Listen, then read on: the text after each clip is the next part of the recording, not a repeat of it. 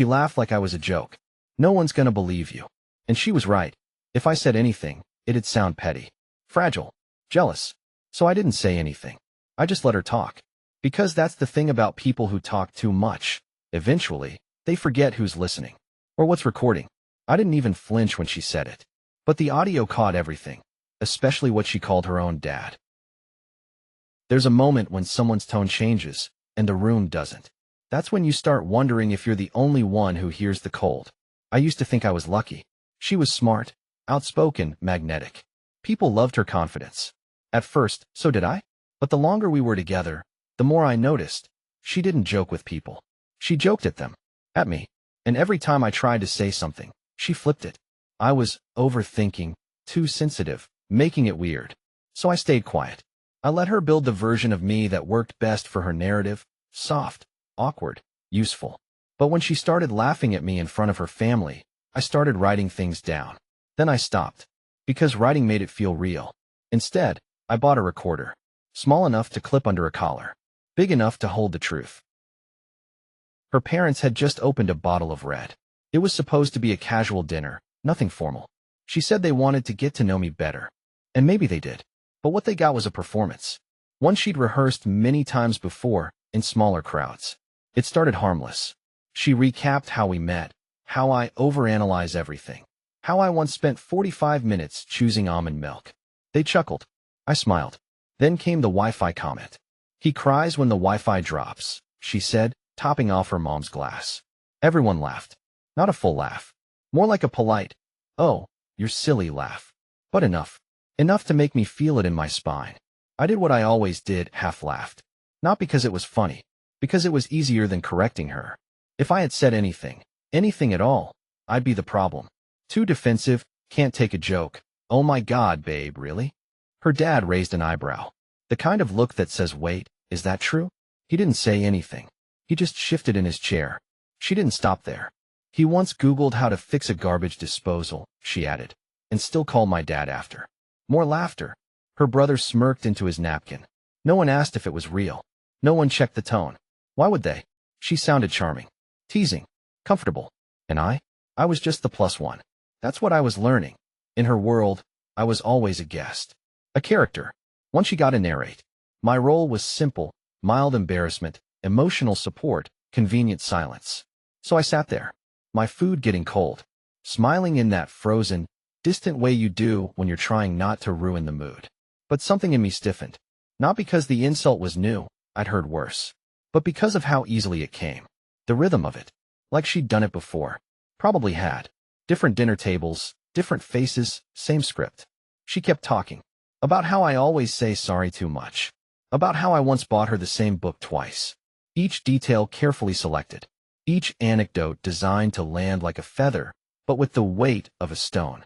Her mother was laughing too now. A generous, throaty laugh. The kind that makes everyone feel like it's safe to pile on. But it wasn't safe. It was familiar. I'd felt this before, not just here. In other places. With her friends. With mine. In tiny doses. This was just the first time it had structure. Timing. Audience. And somewhere between the second glass of wine and her story about me, asking if his beard made him look too intense, I stopped smiling. Not visibly. Just inside. Because I wasn't part of the joke. I was the joke. And something about that made me start remembering, very quietly, what she'd said last week when I pushed back on something small. No one's gonna believe you.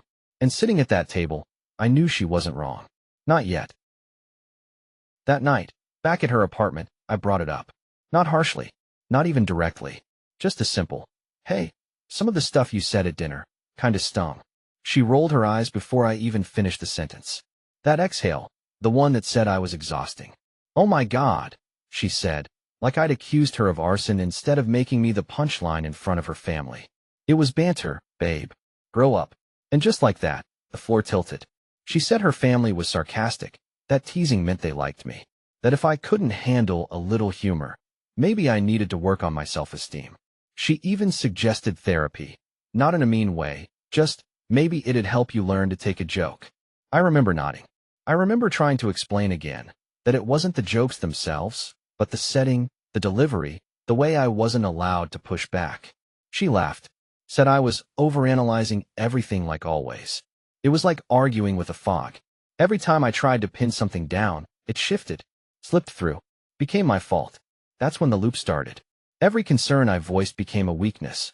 If I said I felt excluded, I was being needy. If I said I didn't like being mocked, I was insecure. If I stayed silent, I was moody. If I spoke up, I was controlling the vibe. It was always my tone, never her words. And I started to believe her. I started thinking maybe I was too soft, too reactive, that I'd misunderstood the tone, that maybe everyone else was right, and I was the problem. So I stopped talking about it. Not because it got better, but because it became pointless. She didn't just dodge accountability. She turned it into ammunition. But here's the thing about gaslighting. It doesn't work forever. Not when your brain starts keeping receipts. I began jotting things down. Not full journal entries, just little notes in my phone. Dates, phrases, what was said, how it made me feel. At first, it was for clarity, to track the pattern. Then it was for sanity. I started noticing how every disagreement ended with me apologizing, even when I wasn't the one who raised my voice. How her friends started joking about me the same way she did. How I began preemptively minimizing myself in conversations, cutting off sentences, adjusting my opinions to hers, apologizing before I even opened my mouth. That's what scared me the most. Not her. Me. Who I was becoming inside this loop of polished humiliation and smiling control. So I made a quiet decision. Not to fight. Not to leave. Not yet. Just to notice. Carefully. Silently. Like a scientist watching a storm form. Not to stop it. Just to understand when and why it hits. I stopped reacting. And started remembering. It happened in the hallway, after another one of her harmless story sessions in front of friends. I was grabbing my jacket when her younger brother, Ethan, leaned in with a half smile and said, "Hey man, for what it's worth, I think you're cool." I blinked. Didn't really know what to say. He added, "I know how she can be. I mean, I'm her brother." That little pause between can and be carried more weight than I expected. He said it with the kind of tone people use when they want to help, but not too much. Like he was testing the water, offering just enough validation to not get burned. "I don't like how she talks to you sometimes," he admitted. Just saying. It was such a small moment, but it hit me like a window opening.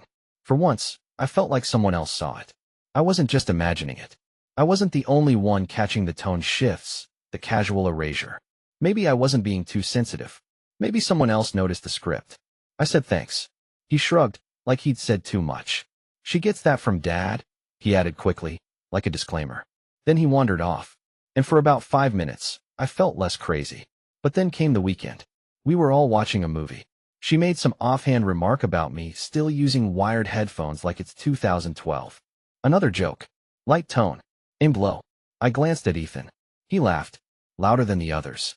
Did a little exaggerated oof face like he was reacting for a crowd. I didn't say anything. I just watched him. Because in that moment, I realized he wasn't an ally. He was a spectator. And maybe he had noticed things. But he wasn't going to step in. Not really. Not when the dynamic benefited him too. As long as she focused on me, he stayed out of the blast zone.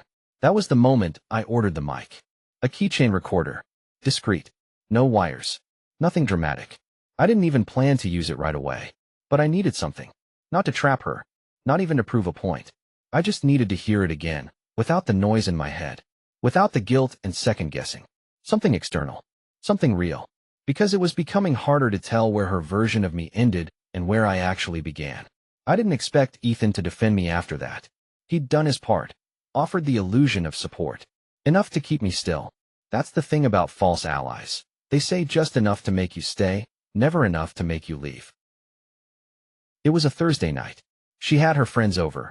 Wine, playlists, the usual curated vibe. I mostly stayed in the kitchen, half listening. Then I heard her tell a story. Confident voice. Perfect pacing. Everyone laughed. But it wasn't about me this time. It was about her dad. "He always needs to be right," she said. "Can't handle being challenged. You should have seen him at Thanksgiving." They all laughed again. One of them said, "You're brutal." She smiled, like she'd just won a round. That should have been the end of it. Another moment of someone venting about a parent. But something about her tone stuck with me. It felt familiar. Too familiar. Because those were the same words she'd used on me, months earlier. Not just the sentiment, the exact phrasing. I stood there in the kitchen, hand on a cabinet handle, and suddenly the air felt thick. Like I'd just caught a glitch in the matrix. I started replaying things she'd said to me over the last year. And not just to me, about friends, co-workers, even herself. And they all had something in common. They weren't spontaneous. They were templates. Scripted, preloaded phrases she deployed depending on the audience. If she needed to appear self-aware, I have a pattern of picking emotionally unavailable people. If she needed to dominate a group, I just say what everyone's thinking. If she needed to deflect blame, people can't handle women with opinions. She was fluent in performance. Every social setting had its own costume, and every costume came with lines. And when she spoke about me, I started realizing those lines weren't personal. They were just flexible enough to apply to any boyfriend who didn't fit the narrative. I wasn't being targeted. I was being cast. And if I ever pushed back, I was recast as the problem. The anxious one. The delicate man who couldn't handle an independent woman. I could already hear the future version of the story. He just didn't get it. I outgrew him. He wasn't secure enough. The thought made my stomach twist. Because that's when it fully hit me. None of this was about me. Not really. I could have been anyone. I was just convenient. I went back into the room, sat down, and watched her hold court. She was funny, sharp. Everyone hung on her words. And all I could think about was how many of those words were borrowed, reused, calibrated for maximum effect. It wasn't that she mocked me. It was that she did it like a script. And I wasn't the first one who'd played this role. I started charging the recorder that night. It's strange how a memory can shift shape when you look at it through a different lens. There was a night, maybe 6 months into dating, when she suggested I move in. At the time, it felt like progress, like commitment. She made it sound easy, practical, said it'd be simpler. We already spent most nights together. I worked remotely. We could split rent. I just want to take care of you, she said, handing me a toothbrush in a tone that made it sound like a proposal. Back then, it felt warm. Now, when I replayed it in my head, it felt off. Because I didn't move in. I merged. Slowly, without realizing it. My apartment lease ended, and I never renewed it. My desk got folded into her aesthetic. My routines bent to her schedule. When she needed silence, when she wanted music, when her energy was too high for small talk.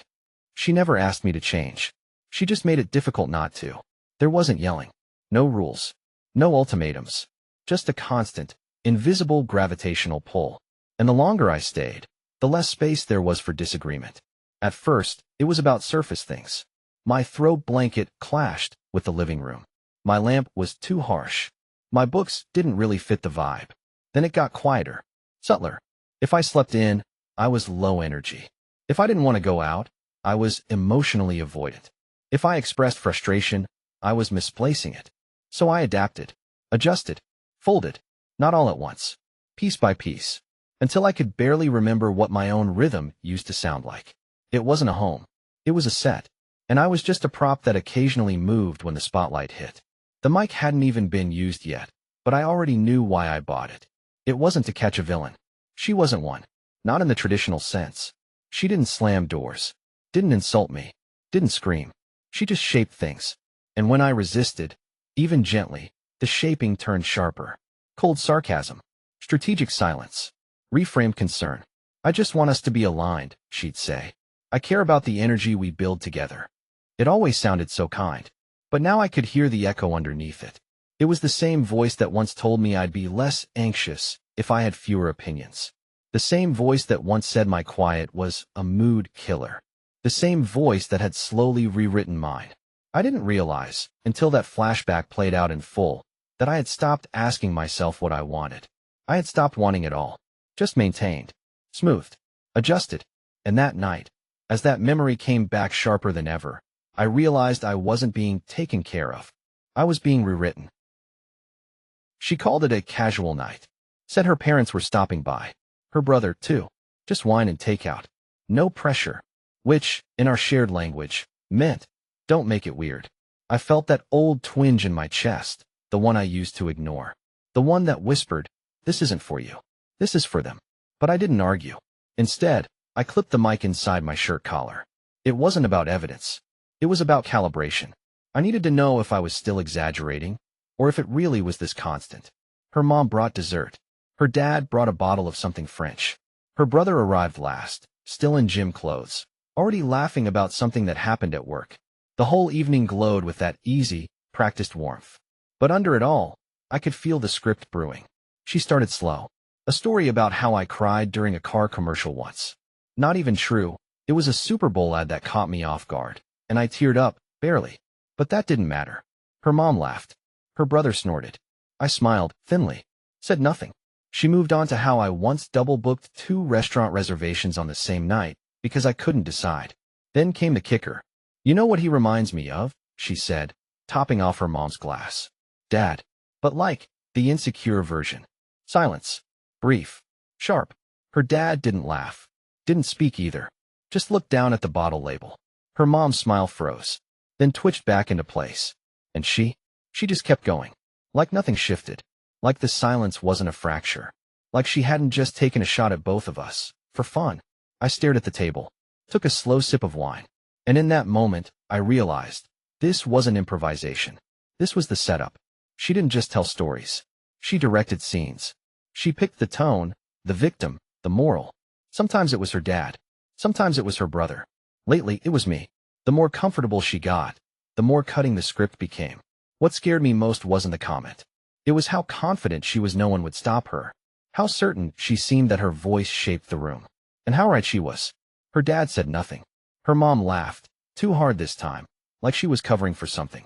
Her brother joined in, already scrolling through his phone, half listening. Me? I sat still, and let the mic do what I couldn't. Listen without flinching. Because I already knew the punchline was coming. And this time, I wanted to catch it in full. It didn't take long. By the time dessert hit the table, she was in full rhythm, glass in one hand, story in the other. She leaned into the performance with ease, timing her punchlines between bites of tiramisu. Everyone played along, or at least pretended to. That's the thing with her stories. If you didn't laugh, you became the next one. I swear, she said. He asks for validation like a lost puppy. He'll finish a sentence and then go. Was that okay? Like I'm grading him. Her brother laughed. Her mom winced. I watched her dad take a long, slow sip of wine. Then came the part that made something in me go still.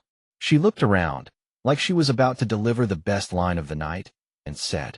He even apologized once for sneezing too loud. Like, I'm sorry my lungs exist. It landed. Her mom laughed. Her brother slapped the table. Her dad? Nothing. Just more wine. I sat there, nodding slowly, chewing the inside of my cheek. It wasn't the first time she mocked me like this, but it was the first time it felt studied. Like she'd rehearsed it, tested it on friends, refined it down to the precise moment it would sting the most, not just for me, but for the people watching. That was the role she liked best. The one where she could humiliate me and still get applause. But something changed after that line. She turned toward her dad, smiling. And honestly, I get it now. Why mom's still with you? Must be something about needing a project. The room froze. Just for a second. But it was enough. Her dad looked up, eyes steady. Her mom's fork stopped midair. Her brother glanced between them and mumbled something about checking his phone. She laughed again, louder this time. I'm joking. Oh my God, relax. But it was already out there. And the mic had caught every syllable. Not just the mockery. Not just the tone. But the structure of it. The way she moved from partner to parent without flinching. The way control didn't just live in her stories. It was the story. That's when I stopped feeling humiliated. I stopped feeling anything. Because this wasn't about me anymore. Not really. I was just her latest mirror. And tonight, she'd caught her own reflection mid-sentence. The audio kept rolling. I didn't speak. Didn't interrupt.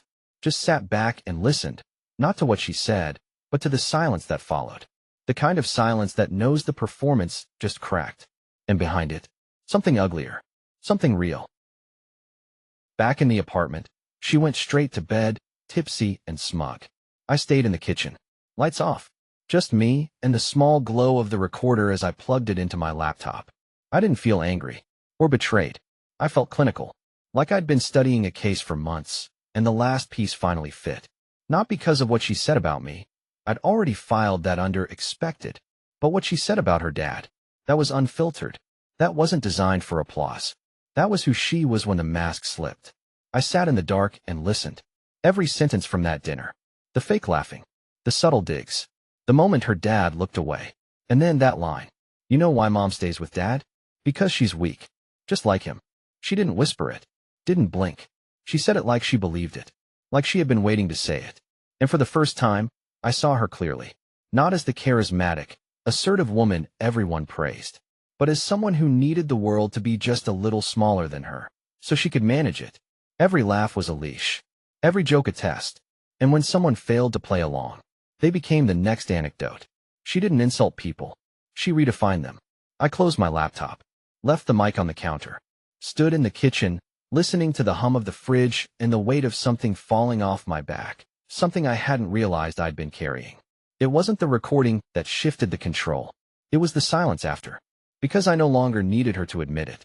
I didn't need an apology, or clarity, or a single ounce of understanding. I had it. In her voice, and in my own stillness. And that was the real power shift.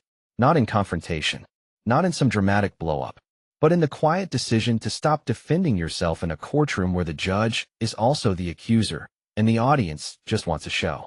She didn't know I'd heard it all. She didn't know what she'd given away. But I knew, and I slept better that night than I had in months. Not because I felt victorious, but because I finally stopped rehearsing a defense. I didn't need to be believed. I just needed to be done. I didn't storm out, didn't throw accusations, or demand an apology. No screaming, no tears, no dramatic send-off. Just a Thursday morning, 2 days later, while she was out for brunch with friends, retelling some version of our story where she sparkled and I sulked.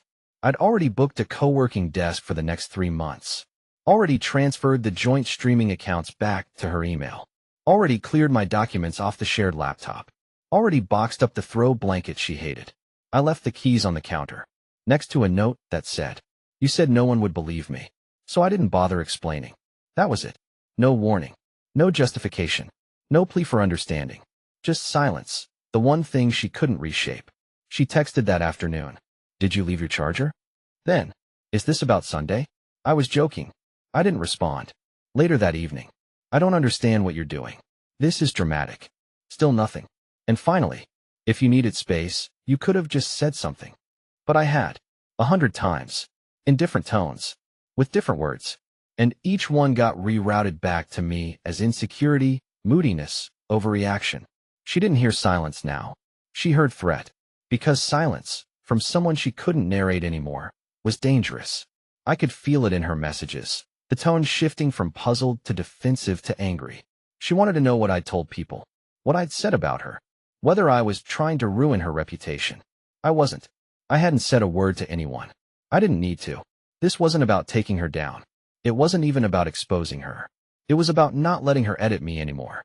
Because when someone builds their story around being the clever one, the composed one, the misunderstood one, your silence becomes the only thing they can't spin. I knew she'd rewrite the ending.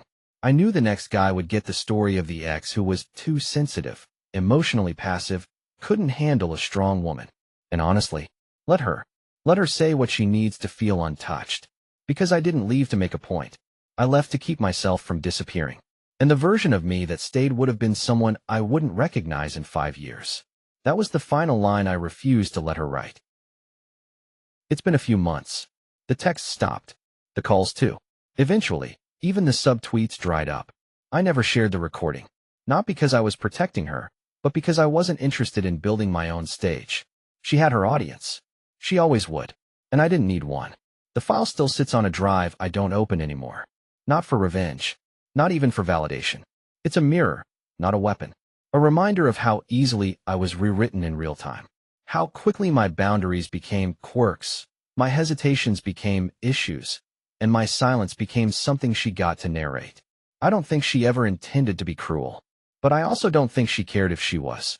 Not as long as the punchline landed. And for someone like her, laughter was louder than consequence. The most common question I still get from mutual friends is, "But what happened?" And honestly, nothing dramatic. No big reveal. No cheating. No explosive fight. Just 1,000 quiet edits of who I was, until the final version didn't sound like me anymore. People don't always leave because they're angry. Sometimes they leave because they've heard their own voice disappear one too many times. I still think about that dinner. The look on her dad's face when she compared me to him. Not because it hurt, but because it was the first time I saw someone else register the script. He didn't defend himself. Didn't correct her. He just disconnected. Like he'd been here before. I wonder how many people she's told that same story to. I wonder if anyone's ever interrupted. Probably not. Because interrupting means becoming the next story. And most people would rather laugh politely than be misunderstood. That's what this was really about. Not control. Not mockery. Erasure. The slow erosion of nuance. The sanding down of discomfort into something palatable. Funny. Shareable. I was just the character she needed, until I wasn't. And now? Now I listen differently. When people laugh too hard at someone else's expense, I pay attention. Not to the joke, but to who isn't laughing. Because sometimes silence isn't passive. It's protest. And sometimes the only power you get is the moment you choose not to clap. If someone calls it a joke, every time you flinch. What do they call it when you finally walk away?